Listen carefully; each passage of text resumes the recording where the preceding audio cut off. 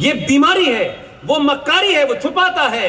सेवा करना होता तो 70 साल में इस देश में पढ़े लिखे लोग जिन्होंने बड़ी बड़ी डिग्रियां ली हैं, जिनके बेटे बेटी बाहर हैं,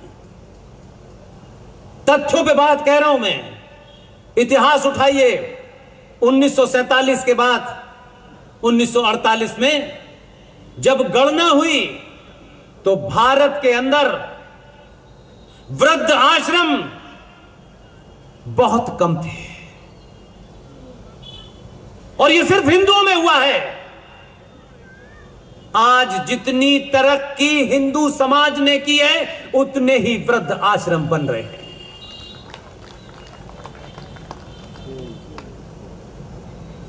जो बाप बुजुर्ग हो गया, जिसने रिक्शा चला करके तुम्हारी फीस दी, तुम आज डिग्री लेकर के एक अंग्रेजी मैम से शादी करके घर लौटे हो, तो वो रिक्शे चलाने वाला बाप अब तुम्हारा बाप नहीं रहा, क्योंकि उसका इंट्रोडक्शन कराने से तुम्हारी नाक कट जाएगी अपनी बीवी के सामने।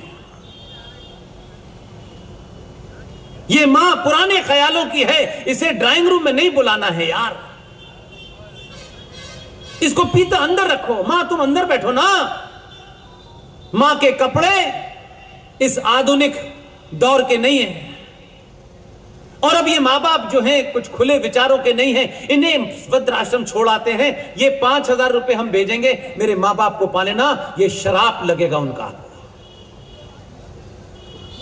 जो लोग तरक्की करके ये काम कर रहे हैं, मैं कहता हूं जिसने ये वृद्ध काम किया है, जिसने ये पाप किया है कि अपने मां बाप को जिंदा होते हुए वृद्धाश्रम में छोड़ाए, क्योंकि वो बोझ नकले लगे, क्योंकि वो आपके स्टेटस से नीचे लगे, उनका भी यही हश्र होगा।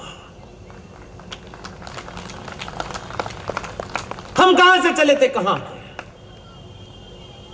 इसलिए हम एक अंधी दौड़ में शामिल हैं, और उस दौड़ में सिर्फ एक ही नतीजा मिलता है, पैसा पैसा पैसा पैसा। कुछ भूल हमारी माओ ने भी की है और बेटियों ने भी की है। माओ को जो भूमिका निभानी थी वो नहीं निभाई, क्योंकि मां ने भी कपड़े पहनने का अंदाज सास भी कभी बहू से सीख लिया है। इसलिए वो उस बेटी पे उनका मॉरल दबाव खत्म हो गया है।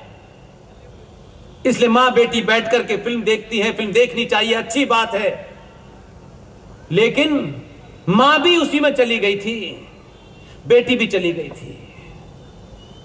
और फिर वो ये तय करते हैं कि खूबसूरती की परिभाषा तैमूर की अम्मी है।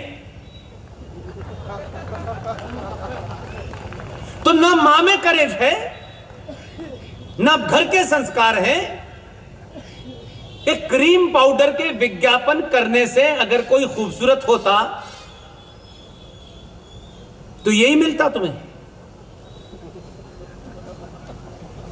अगर हमारे इतिहास में और वर्तमान में, क्योंकि युवा है मैं इसलिए कहता हूं ये बात, अगर भारतीय समाज सनातनी को खूबसूरती की परिभाषा दो हैं, आज के युवाओं के लिए और आज से पहले पीढ़ी के लिए।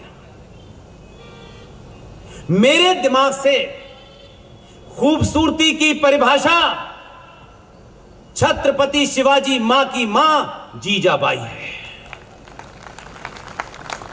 और आज के युवाओं के लिए अगर वो ये कहते हैं कि हम जीजाबाई को नहीं देखा, तो क्योंकि हम फिल्मों को देखकर ही अपना हीरो चुनते हैं, तो आज के युवाओं के लिए, बेटियों के लिए अगर खूबसूरती की कोई परिभाषा है तो बाहुबली की देवसेना है। इसलिए हम इतिहास को गलत पढ़ा है, गलत जाना है, इसलिए गलत मोड़ पर आ गए हैं। और इतिहास को सही करने का सिलसिला अगर शुरू हुआ है तो ऐसे ही नहीं था कि अपने आप दिमाग में आ गया।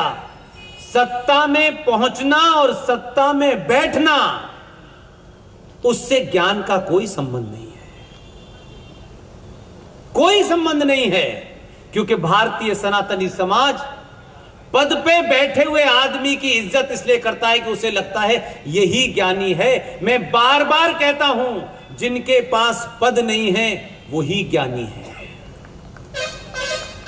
किसी साधु संत, किसी पेड़ के नीचे चले जाइए, वो दादी, वो नानी जिसने साइंस नहीं पढ़ी है, उसे पता है कि नासा 1958 में नासा बना, जिसके माध्यम से कुछ लोग हिंदू मूर्ख ये समझते हैं कि दुनिया का ज्ञान हमें 1958 से हुआ। हमारी नानी, दादी, परदादी गांव में चले जाइए, वो 5 रुपए के पंचांग को देखेगी और बताएगी, बहू कल खाना मत बनाना क्योंकि सूर्य ग्रहण पड़ने वाला है। उसके लिए नासा की जरूरत नहीं थी। हमने अपने मूल को छोड़ दिया है, इसलिए हमें जो मूलहीन है वो डरा रहे हैं और हम भाग रहे हैं। हम कश्मीर से भाग रहे हैं, बंगाल से भाग रहे हैं, हम अलग अलग जगह से भाग रहे हैं। और आज भी कुछ स्वार्थी लोग, मैं नहीं जानता उनका क्या स्वार्थ है, इसलिए जब स्वार्थ राज से बड़ा हो जाए तो ऐसे लोगों को समाप्त कर देना चाहिए। आज भी सच नहीं बता रहे, सच का हंगामा नहीं खड़ा कर रहे। अगर मैं झांसी में खड़े होकर के आपको सच न बोलूं तो आपको लगेगा कि आपने अपने जीवन के कुछ घंटे बर्बाद कर दिए, और जब भी मेरा कोई नाम लेगा आप कहेंगे बिल्कुल झूठ बोलता है। इसलिए मैं 2 मुद्दों पर, मेरे साथी, मेरे युवा दोस्त विष्णु शंकर जैन साहब, उनके पिताजी हरिशंकर जैन साहब और 5-7 साथियों का जो मैंने नाम लिया, हम सब उन मुद्दों की लड़ाई लड़ रहे हैं कि ये जो पीढ़ी है इसको ये भरोसा दिला के जाएंगे कि जिसे तुम ये समझते हो कि ये सब झूठी बातें हैं, यही साइंस है। इसलिए विष्णु शंकर जैन साहब बहुत लोगों के ना चाहने के बावजूद भी,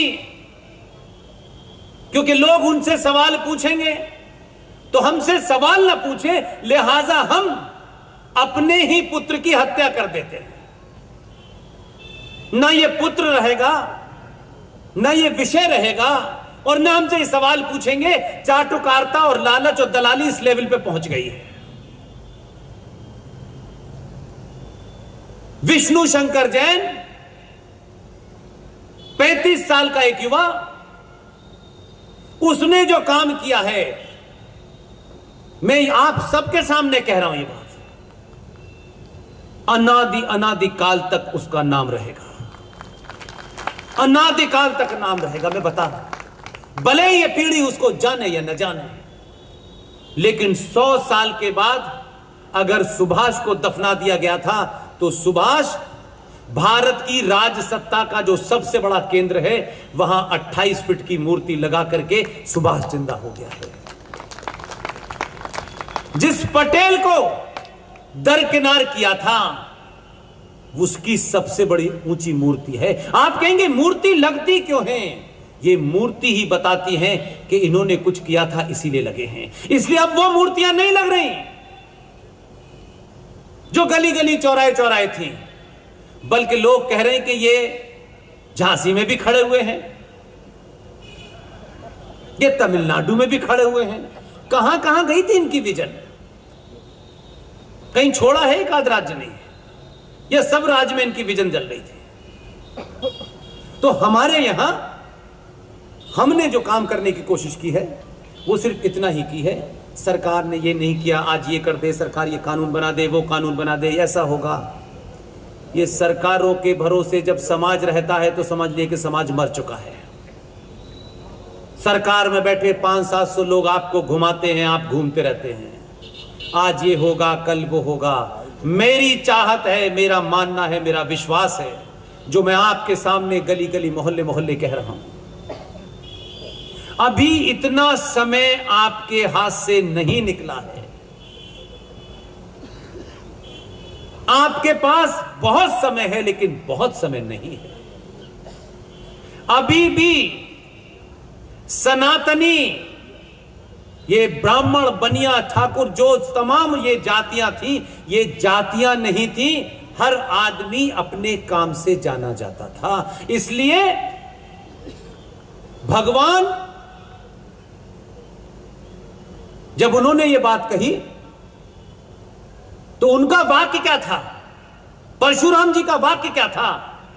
जन्म जायते शूद्र। भगवान परशुराम कह रहे हैं, ये कोई चलता गिलता आदमी नहीं कह रहा कि मनुष्य जन्म से शूद्र पैदा होता है, अपने कर्मों से वो बनिया ब्राह्मण ठाकुर बनता है।